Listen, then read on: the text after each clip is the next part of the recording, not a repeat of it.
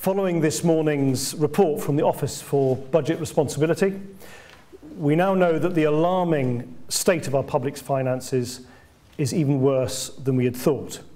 In many ways, the challenge is bigger. The dangers are more acute, and the need to set out how we're going to put things right is even more urgent than we'd realised. We have to get on with putting things right. We're now facing the highest budget deficit in Europe, the highest deficit in the G20. Borrowing this year will be 10.5% of GDP, with debt topping 60%. We're right to choose to tackle the deficit for three reasons.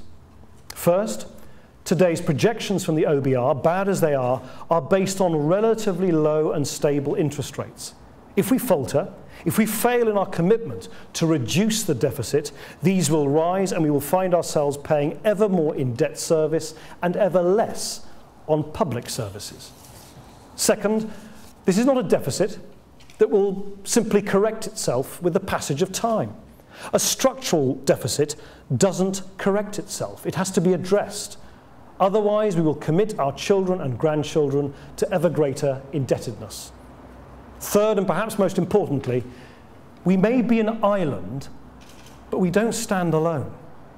The extraordinary developments of the last few weeks in the Eurozone matter enormously for the United Kingdom.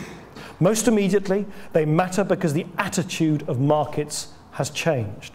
What began 3 years ago as a crisis of household, then bank, debts has now become a sovereign debt crisis.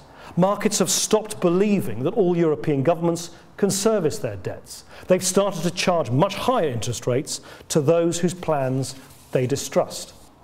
So we can either take the difficult decisions, or we will see higher job losses in the public sector and less money for public services.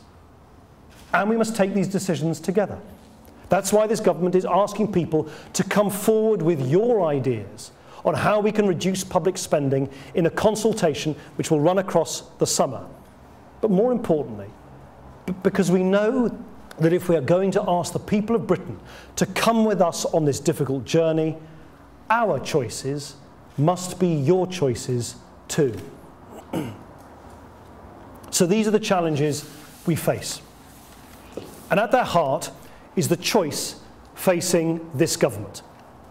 We can ignore the black hole in the public finances, taking small steps that tinker at the edges, tweaking, hesitating, hoping growth will magically return, but ultimately refusing to set out the far-reaching action necessary to balance the books, until that action is eventually forced on us by nervous investors and unforgiving markets.